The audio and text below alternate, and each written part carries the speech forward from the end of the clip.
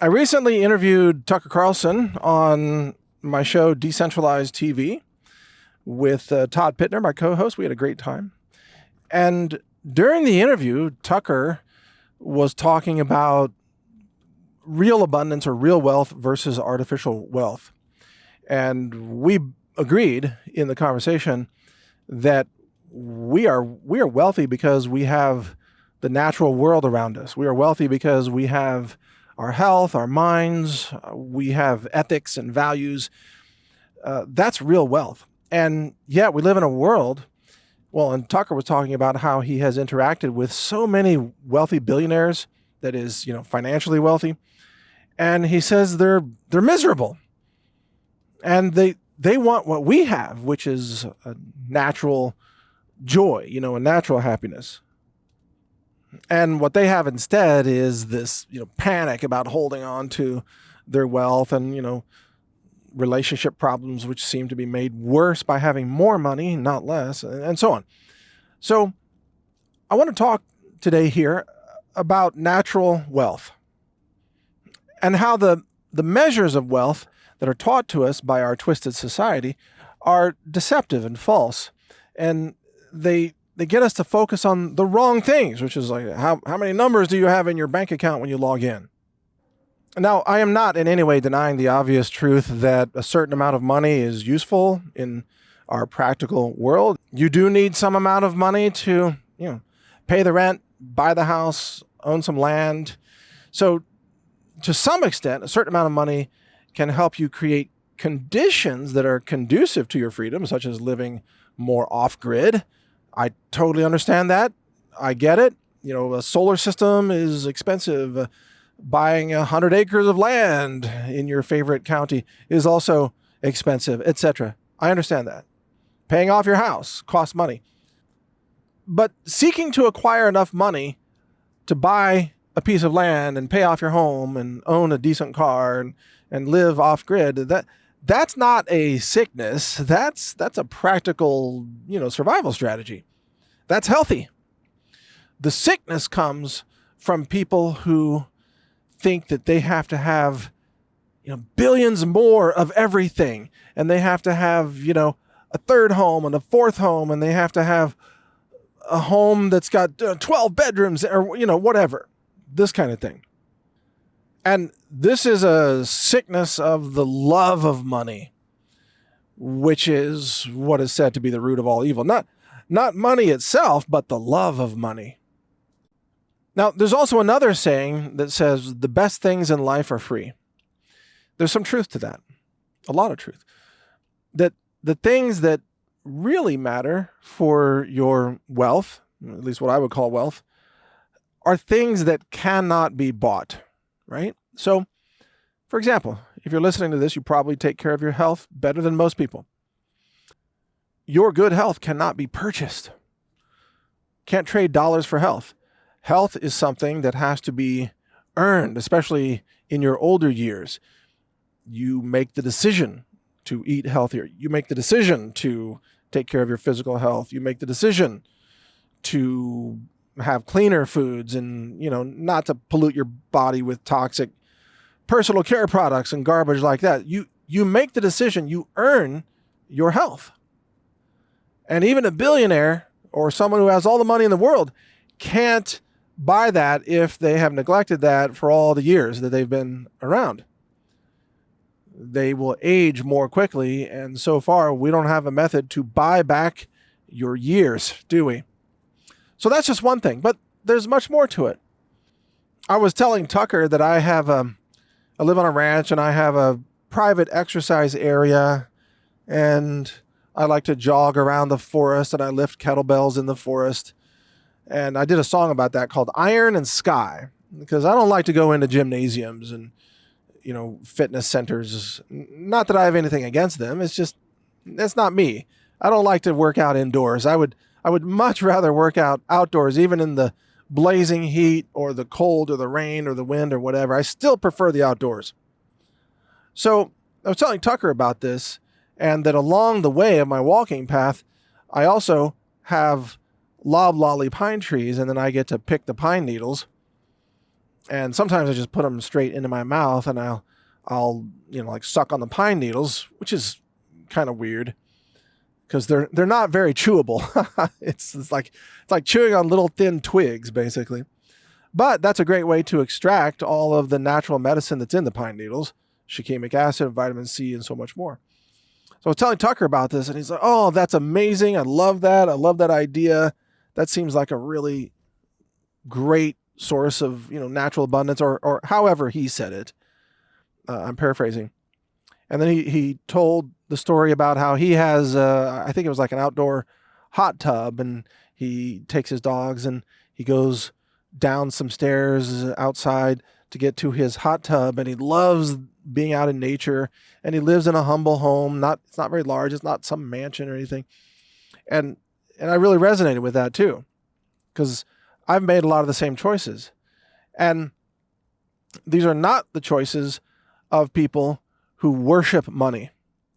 These are the choices of people who intentionally enjoy quality of life, which is, I would say, the real wealth.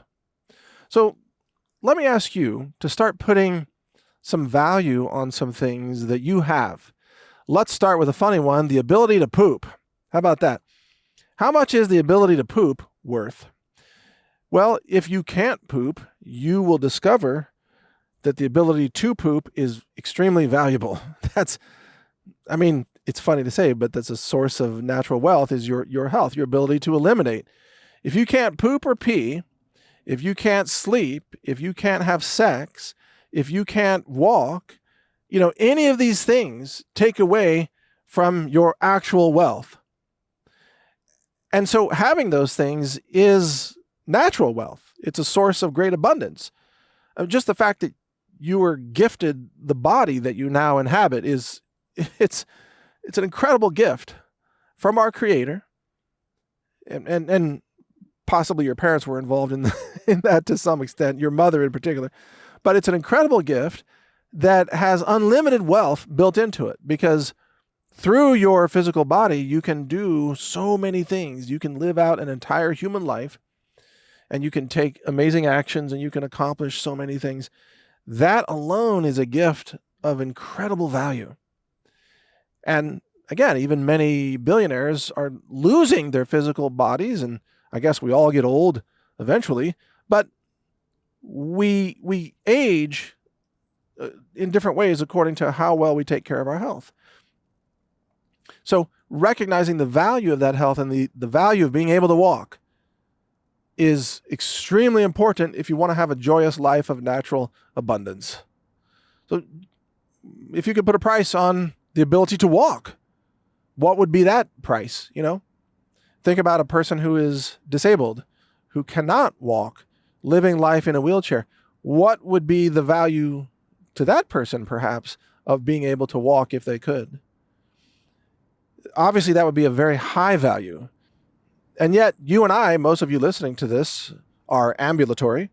And so we walk without thinking about it. We don't think about the value in it, do we? We just walk mindlessly, usually.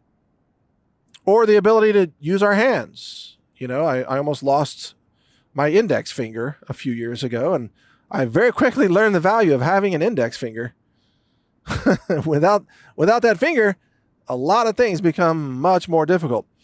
And it really taught me more empathy for those who have lost limbs, veterans, or in industrial accidents, or what have you. I have a better understanding. I'm not saying that my injury is equivalent to their condition, because I still have all my fingers and both my hands, etc. But for a while, I had a little glimpse of what it might be like to lose a finger or lose a hand. And it gave me more appreciation for those who have suffered such losses. So what's the value of having, 8 fingers and 2 thumbs? Huh? Pretty high value. What's the value of having an immune system? Well, there are people who have essentially no functioning immune systems that have to live, I guess the meme is they have to live in a bubble, they have to live in a protected environment, because they can't, their immune function doesn't work at all. They can't be exposed to even, fungi or bacteria or what have you. But you and I, we get to move through the world mostly impervious to whatever germs are out there floating around. Why? Because we have a functioning immune system. It's something that has very high value, but it's something we often take for granted, of course. And when people forget the value of their immune system, then they forget to take zinc or to, support their immune system with good nutrition. And that's also another kind of mistake, obviously. And I made that mistake recently too. I was hit by something and I neglected to do the pine needle tea and other nutrients soon enough. I waited too long because I got busy and I wasn't taking the supplements that I knew I should have taken. And yeah, sure enough, it treated me badly. So I can make these same mistakes too, but it's a good reminder of the value of a functioning immune system. Now, there are other things that have tremendous value. I'll mention one that's important to me. You know, I'm very sensitive to synthetic fragrances. And so to me, it has a very high value to live far away from other people's homes because those other people do laundry and then their dryers spit out toxic fabric softener, detergent, and all kinds of other odors that stinks up the whole freaking neighborhood. I can't stand to live in a neighborhood for that very reason. I can't live close to other people's homes because those other people are toxic. I mean, they live toxic lifestyles. They wash their clothes in toxic chemicals and then they put them on. They wear them. It's incredible. So yeah, I can't live next to those people. So for me, the ability to live away from those people has very high value. That's something that almost no billionaires have, or very few. And some billionaires live in the middle of New York City, high-rise luxury apartment or something. They don't even have a walking path. They don't have a walking path. I have more than they do just right outside my door. They can't grow pine trees in their apartments. You know what I mean? They don't have the natural outdoor environment that I have every day. I have access to for free every single day. I am wealthier than those billionaires. And it's not about what's in the bank. It's what's in your experiences, what's in your environments, what's around you that really counts. I get to drink clean rainwater.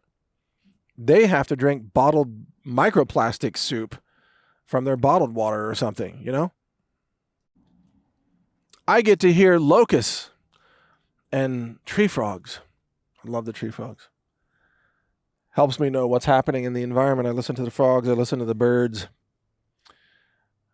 Billionaires living in cities, they have to synthesize that with like sound machines, with bird sounds and things like that. I was like, really? Oh my God, I'm wealthier than they are just because I have live animals. I have a natural, real world around me. So think about this. I consider my life to be wealthier than the lives of almost all billionaires. And yet achieving the life that I'm describing here doesn't cost $1 billion or not even anywhere near it. So I ask you this question. If you want to be richer than a billionaire, let's say, or wealthier than a billionaire, how little could it cost you to achieve that? And the answer is very little, not even $1 million, probably, depending on where you live. You could achieve the things that count in life with health and with joy and with creative expression or innovation or just having space, having privacy, having silence. There's value in silence, which may sound funny coming from a podcaster like myself.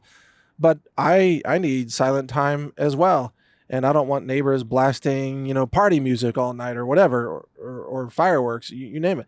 So how little in terms of money would it take for you to live better than a billionaire?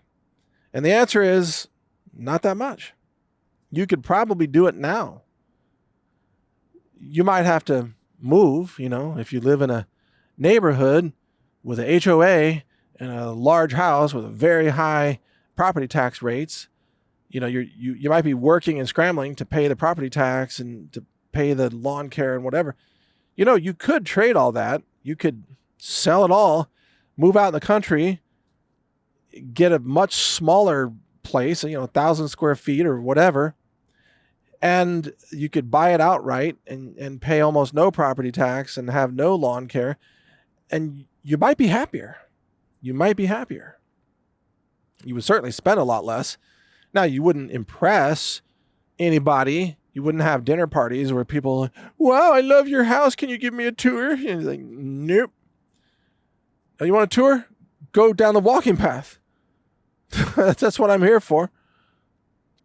But you might actually find yourself being happier. So I challenge you, or let's say I encourage you, rethink your own measures of wealth.